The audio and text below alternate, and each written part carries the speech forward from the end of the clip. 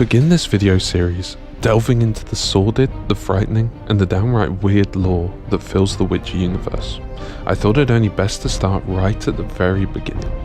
A time when unnatural creatures and humans alike became trapped in the world we would eventually come to know as the world of The Witcher. Occurring 1,500 years before the events of the novels, I am of course talking about the Conjunction of the Spheres.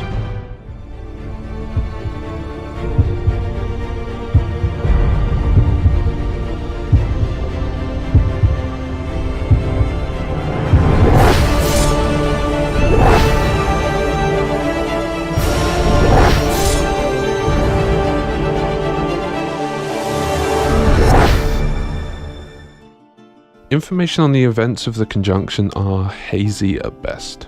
Some information is known, while others are either lost in time or steeped in hearsay and rumour. As I want these videos to be a full look into each piece of lore, exploring every last nook and cranny as it were, I will present every possible theory I can find, as well as my own opinion, hopefully giving you enough information to form your own thoughts on the matter. As it happens, please do leave any ideas you have down in the comments. I would love to read them, and equally if you think I've missed out any piece of information, no matter how small, do let me know. I am only human after all. With that said, what we do know is the Conjunction of the Spheres occurred some 1,500 years before the events of the books and games. It could best be described as a natural disaster, a cosmic collision of multiple parallel universes colliding into one another all at the same time. In The Witcher 2, a book can be purchased in Vergen entitled The Conjunction of the Spheres. Reading this book provides a fairly brief but informative journal entry on the subject. There are scores of learned works, dissertations and treatises regarding this magical cataclysm from about 1,500 years ago.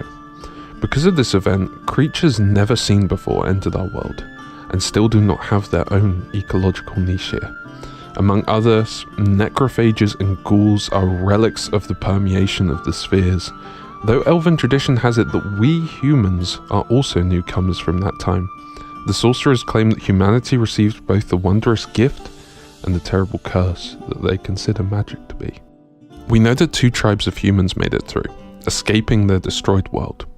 These were the Daoch and the Wasgor, which settled in the lands between the Dragon Mountains and the Gulf of Pradeska. Translated into the current areas of the games, places these early settlers in the kingdoms of Kovir and Povis, the principalities of the Hengfors League, and also within northern Redania. We can deduce from this alone that these two tribes that made it through must have contained a relatively large amount of refugees, as their initial spread covers quite a broad range of places. According to elven lore, shortly after arriving, humans began to harness the power of primordial chaos, giving birth to the first human wizards. Primordial chaos has always been present in the world, but after the events of the Conjunction, it became far more prevalent as a force. As well as allowing humans to harness its power for use in magic, many creatures that plague the world in the modern times are themselves direct manifestations of chaos, being born from its twisted powers alone.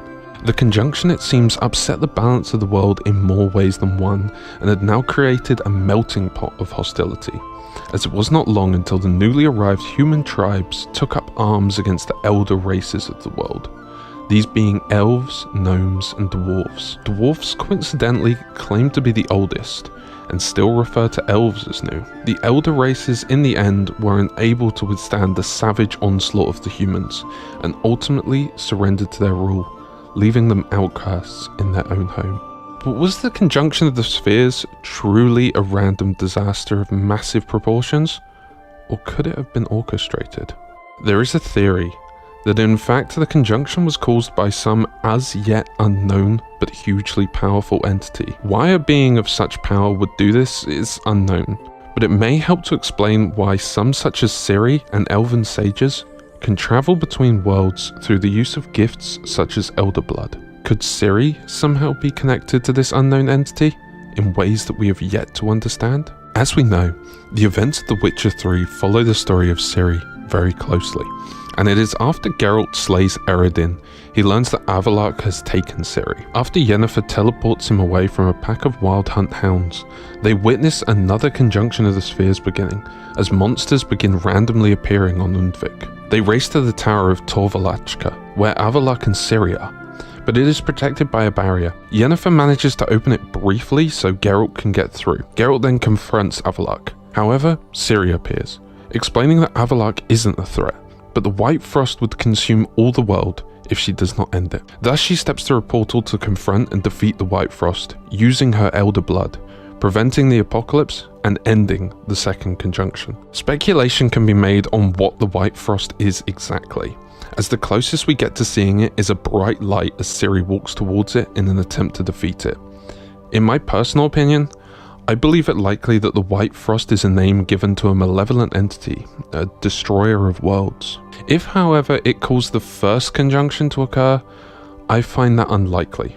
However, it could be perfectly possible that another being of equal power and mystery created the conjunction for purposes unknown. Perhaps even instead of causing the events to freeze the world, as the White Frost attempted, it instead feeds on the primordial chaos the conjunction brought to life. That will wrap it up for the first video into the lore of The Witcher.